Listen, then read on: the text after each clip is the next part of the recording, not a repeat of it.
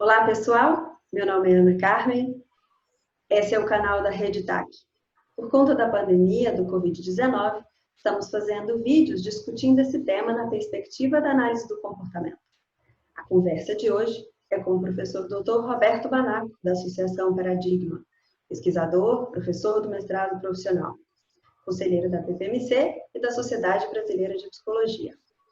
E também convidamos o psicólogo clínico Eduardo Gotti, vice-coordenador do Laboratório de Análise do Comportamento da Universidade Federal do Triângulo Mineiro e coordenador do projeto de Medicina Comportamental. Então, bem-vindos. Muito obrigado. Boa tarde a todos.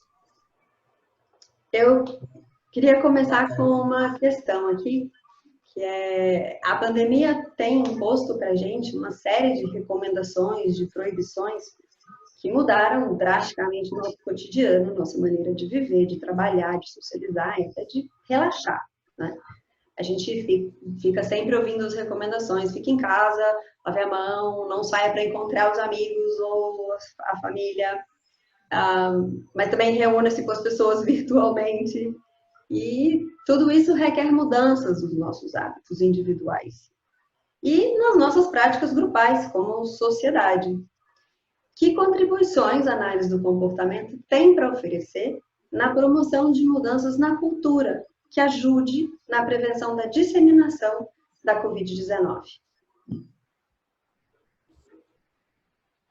Bom, a análise do comportamento tem um papel importante de ajudar a arquitetar ambientes novos que controlem melhor comportamentos simples, como, por exemplo, apontado a higienização das mãos, né? Aumento da distância social, né, para que evite o contágio.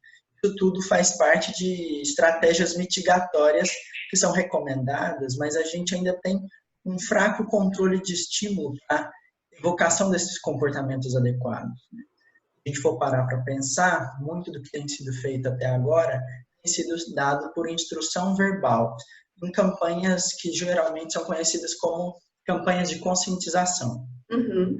Elas têm um alcance muito restrito, né, sobretudo porque o comportamento que elas instruem é muito diferente, a condição na qual esse comportamento é exigido é muito diferente daquela na qual ela é instruída, né? Então, uma coisa é você entender o que você tem que fazer. Outra coisa é você ter o contexto que evoca o comportamento que precisa ser feito, né? Então, quando você vai observar, por exemplo, a adesão a práticas de higienização das mãos, por mais que as pessoas entendam racionalmente a importância do quanto isso é significativo para a prevenção de inúmeras doenças, né, não só a Covid, as pessoas ainda assim não aderem, né? E isso se deve a essa falha na organização dos ambientes. Então, a gente precisa pensar isso de uma forma muito urgente e também muito meticulosa, que a gente não deixe ao sabor do acaso uma questão que é tão importante quanto essa, sobretudo no momento.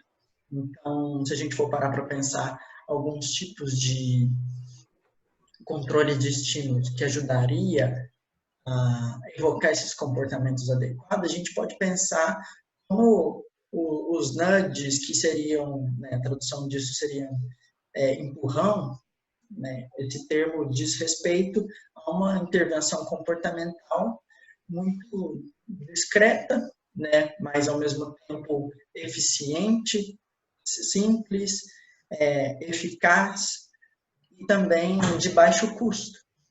E pode ser, assim, aplicado em diferentes contextos, né? Exemplo disso, numa escola rural de Bangladesh, né? A gente vem desenvolvendo um artigo que vai ser publicado agora pela REBAC, e menciona a respeito dessa intervenção. Utilizaram numa escola rural de Bangladesh alguns nudges que seriam como pistas, né, pegadas que conduziam do banheiro até o terminal de higienização das mãos, até o lavabo. Dessa forma, as crianças, quando saíam do banheiro, elas iam seguindo essas pistas. Elas funcionavam como estímulos discriminativos, né, que ajudava a manter toda a cadeia de respostas até chegar ao lavabo, né? O que você não utilizar esses tipos de controle, né, cada vez mais notório, né, fácil de ser percebido e assim evocar o comportamento adequado, você pode correr o risco de deixar esse comportamento sob o controle de outras variáveis no ambiente, como geralmente ocorre. Então, se ele está no meio do intervalo, né, as crianças estão brincando, se ela vê uma outra criança brincando, ela vai lá e vai tentar brincar também. E vai deixar as mãos sujas de todo jeito. O reforço imediato de brincar é muito mais poderoso nesse caso, né? Então, se a gente consegue controlar o ambiente para facilitar essas condições, o comportamento que a gente entende como extremamente simples tem maior chance de se tornar presente no nosso cotidiano, né? Outra questão seria, por exemplo, no que diz respeito ao distanciamento que as pessoas precisam ter. Se você for observar no supermercado, as filas de supermercado, a pessoa se amontoam. E agora as pessoas têm tentado melhorar isso um pouco mais, colocando algumas faixas. A gente que tem uma certa história prévia de controle de estímulo, a gente pode até entender com maior facilidade que aquilo ali é para demarcar as distâncias em que as pessoas têm que estar. Só que a população em geral não tem esse tipo de história de aprendizado, né? A gente costuma ver um ditado antigo que é um papel escrito, para quem não sabe ler, é uma folha suja. Um chão com uma faixa que ninguém sabe o que é um chão sujo também, né? Então, elas podem pensar, mas o que essa fita está aí, né? Espero não pisar nela, mas vou lá e fico ali em torno, amontoando, aglomerando. Então, se você coloca instruções claras sobre o que é essa fita, ou desenhos que as pessoas possam ver que é ali onde elas têm que parar, respeitando uma distância de pelo menos 2 metros, isso é muito mais, vamos dizer, prático no controle do comportamento desejado, que é manter a distância. Não adianta você chegar até a beira da boca do caixa para você ver uma instrução, né? A gente estava conversando sobre isso, né, Vanaco, sobre quando você vê para que serve aquilo, você já amontoou com todo mundo que você tinha que amontoar. Então, ao invés do aviso estar lá no início, na porta do banco, o aviso estava no caixa? Isso, é mais ou menos isso. E o que é interessante que o Edu está falando, né? Primeiro, eu acho que é brilhante essa exposição dele, porque vai colocando bem na mão da gente aquilo que a gente sabe fazer, que é programar contingência, programar ambiente, né? Então, a gente precisa dar tratos à bola para fazer isso, e essa solução aí desse pessoal lá de Bangladesh foi muito interessante. Lá no artigo também a gente vai falar dessas marcas no chão, mas, por exemplo, a última vez que eu estive em um supermercado, porque precisava comprar coisas para fazer, havia as marcas no chão e o pessoal até estava respeitando o limite de 1 metro de distância entre o cara da frente e o cara do lado. O cara de trás, desculpe. Só que do cara do lado tinha menos de meio metro. Então, as filas eram todas colocadas de uma maneira e sequer intercaladas. Entendi. Então, todo mundo a 1 metro de distância da pessoa da frente e da de trás, mas não da pessoa do lado. Então, ou seja, ineficaz. E acho que a gente que entende, sabe o que é aquilo, né, deveria estar atuando mais nessas contingências, né, naturais, de alguma maneira, ou que se tornariam naturais de alguma maneira, indicando o comportamento a ser feito. Uma das coisas desse pessoal de Bangladesh que o Edu está falando é que quando a criança chega na pia, aparecem símbolos de mãos em cima da torneira, né? Em cores bem destacadas, né? E aí aumenta a probabilidade, né, os números deles aumentam muito a probabilidade da criança lavar as mãos a partir disso. E a gente tem Pode que começar começar... gritando lá, vem lavar, vem me lavar, vem me lavar, né? E a gente tem que começar a considerar o fato de que, em grande parte, a gente tem dependido muito, praticamente, do isolamento social, a quarentena, ficar dentro de casa, né? Essa é uma medida sanitária profilática importante, porém, se a gente ter ela apenas como a única coisa a ser feita, é ainda muito pouco, né? Sobretudo porque a previsão de que isso se estenda é muito alta. Uhum. E ainda não é certo quando isso vai amenizar. Uhum. Só que quanto mais tempo a gente fica isolado em casa, né, mais dependente dessa intervenção a gente fica, ela vai também se tornando mais fraca, porque as pessoas vão cansando disso. Né? Em um pouco mais de um mês, veja, os brasileiros já voltam a ocupar as ruas como se nada tivesse acontecendo. Então, se a gente sabe que a gente vai ver pessoas frequentando as ruas, porque é impossível, né, mantê-las todas em casa. Deixa eu te interromper um pouquinho, Edu. E isso também, eu acho que é fruto de parte das instruções que as pessoas recebem e que elas seguem, né? Que são muito fáceis de seguir. Então, parte das instruções é não olhe mais notícias. Tudo bem? E as pessoas não olham. E aí parece que a pandemia passou. Porque não está perto delas, elas não estão vendo, elas não estão entrando em contato com as más notícias, né? E a partir disso elas não olham para o aversivo e acabam então não ficando sob controle daquilo que elas deveriam fazer, né? A outra coisa também que o Edu está lembrando é desta durabilidade do estímulo discriminativo, né? Na evocação do comportamento, sem reforço. Então, o grande problema é que você tem lá um sinal, né, para que você faça, ele evoca o comportamento, você vai, lava as mãos, e qual é o reforço? Não está limpo. Mas o reforçador que se pretende é não pegar o Covid, né? E não pega. Ok. Não pega, não pega. Ou algumas pessoas até lavam as mãos e mesmo assim pegam. Porque não é só lavar as mãos. É um conjunto de coisas, né?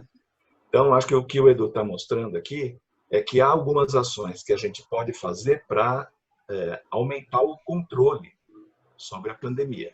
Mas elas não são suficientes, né? A gente teria que estar fazendo muitas mais. Né? A gente estava conversando, numa conversa prévia também, que uma das coisas que eu já tinha lido aqui na internet e passei a fazer aqui no bairro é deixar pendurado em árvores ou em lugares da rua uma garrafa descartável de água e uma garrafa de detergente. Para que as pessoas que estejam andando na rua, de repente, se deparem com aquilo, e uma placa, né, claro, lave as mãos aqui, que ela possa ter, de quando em quando, material que é barato, é super barato, né, e que você pode estar fazendo intervenções pela cidade com este propósito, né, de aumentar o controle sobre a disseminação da pandemia, né? Isso é bem legal. Nesse sentido, né, a gente sabe que precisaremos recorrer a farmácias e supermercados. Isso não é algo que foi suspenso. Então, a gente precisa preparar esses ambientes para que comportamentos adequados aconteçam lá, já que ali tem um risco potencial maior de contaminação. Né? Não deixar entregue a própria sorte, né, ou a simples intervenção da conscientização, comportamentos que, em longo prazo, têm grande impacto sobre a saúde de todos. E uma outra intervenção que foi proposta, né, foi adesivos que você poderia, então, colar na altura do ombro ou no antebraço, para que a pessoa, ao espirrar ou tossir, percebesse aqueles adesivos e mirasse esses locais. Porque, de maneira geral, as pessoas sabem que elas não podem tossir nas mãos, né, ou espirrar nas mãos, entretanto, elas continuam fazendo isso. Né? Quando não faz isso diretamente no ar, expelindo aquilo para quem estiver em volta. Né? E isso é um grande risco. Então, ao invés de apenas deixar com que um controle verbal, às vezes dado de forma bem distante, que é ao tossir, não vá tossir nas suas mãos, né, a gente consiga dessa forma ter um maior controle desse comportamento. E vários outros tipos como o Banaco citou agora, né, terminais de higienização ao longo do caminho, né, durante um trajeto na rua, porque se as pessoas não fazem esses comportamentos, muitas vezes é porque a infraestrutura urbana não foi planejada para isso.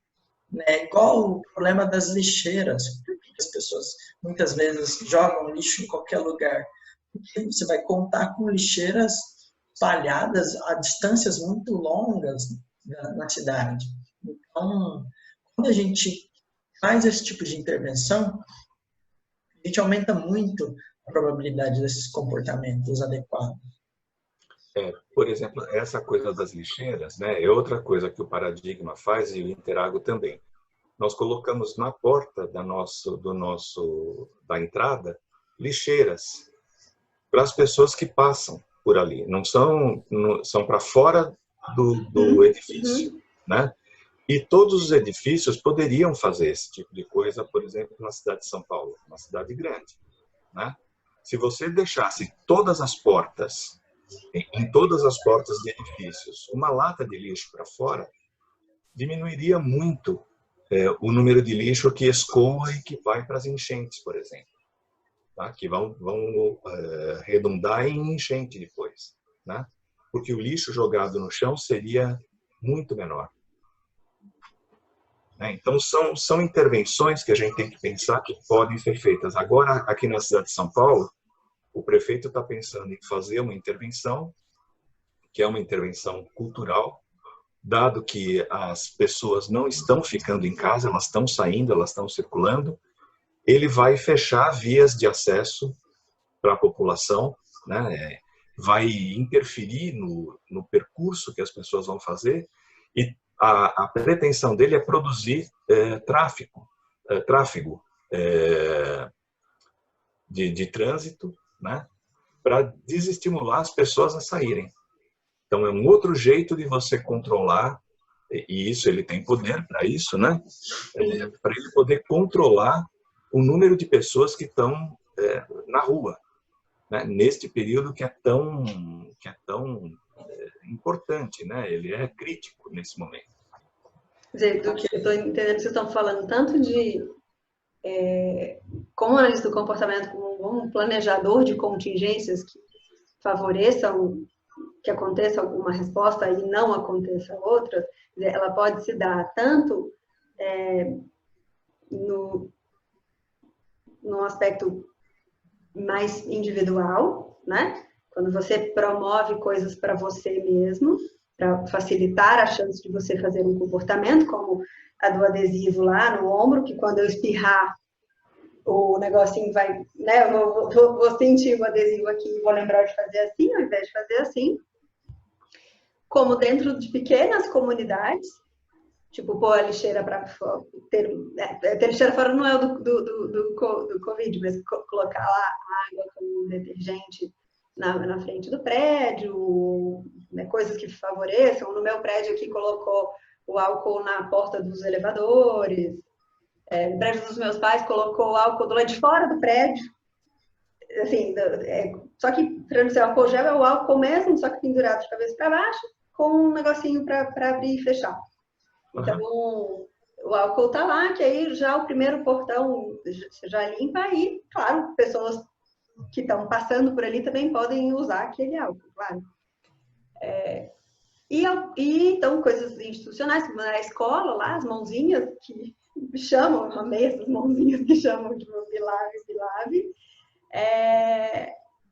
tanto quanto em esferas maiores, como aqui que a gente está propondo, de vamos piorar o trânsito na cidade, que o trânsito as pessoas estão saindo, mas o trânsito está muito tranquilo, né? Tranquilíssimo, tranquilíssimo. Então, sim, eu observo, né, que como na primeira semana tinha muito menos gente do que agora, bom, então vamos dificultar a saída das pessoas, se elas não estão ficando em casa, porque o controle verbal, como o Edu falou, o controle verbal tem um controle limitado ali, né? Então vamos organizar contingências para que sair de casa não seja tão legal assim. E claro, então, dá para usar em diferentes esferas, desde individual, pequenas comunidades, ou no nível macro, de planejamento de ações de cidades ou de estados, respeitando a cultura de cada estado.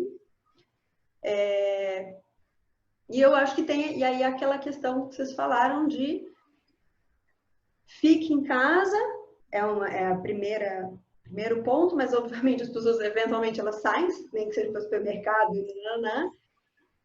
E como essa pandemia, mesmo que ela não vai acabar mês que vem e aí tá tudo bem, tem provavelmente uma segunda leva de quarentena depois, né? Quer dizer, exige uma mudança de hábitos para além desse 1 mês, 2 meses ou 3 meses.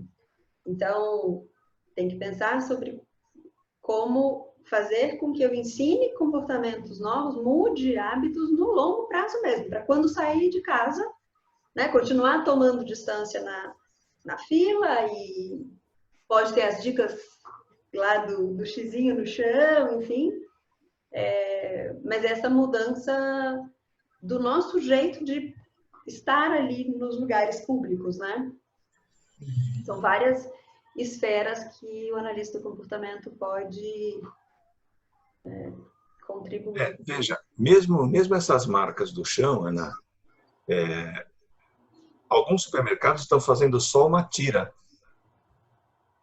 né? O que a gente imaginava que fossem colocados círculos escrito pare aqui. Uhum. E aí você delimita ali o lugar onde a pessoa tem que estar. Pare aqui. Uhum. Tá? E a gente Com uma certa circunferência, que isso controla muito mais do que uma fita no chão. Sim. Sem nada escrito. É como o Edu falou. Aquilo parece um lixo, parece uma coisa qualquer. Não sei o que é aquilo. Se estava passando um fio de baixo. Se era só para não pisar. Para não passar, né? Ou para não passar. Agora, se houvesse um adesivo escrito pare aqui, pronto. E as dicas são que a primeira as vez dicas que eu têm que fui ser efetivas, né? Elas têm que ser efetivas. A primeira vez que eu fui numa farmácia, foi logo na primeira semana, eu não olhei para o chão. E aí, sabe aquela fila para o balcão? Não a fila da pagada, a fila do balcão. E aí eu seria a terceira pessoa da fila. E aí a gente está tão acostumado a ver as pessoas aglomeradas, que quando eu vi a segunda pessoa da fila, eu fiquei na dúvida se ela estava na fila ou se ela estava parada ali, entendeu? Foi logo na primeira semana. Aí eu olhei assim, olhei para ela, olhei para a fila e perguntei, se ela tá na fila? Aí ela falou, tô, é que tem a marcação no chão. Aí eu olhei e fui procurar a terceira marcação no chão. Eu não tinha visto a marcação no chão. Não tinha visto, mesmo, sabe? Que é isso? Não anda dentro do chão, né?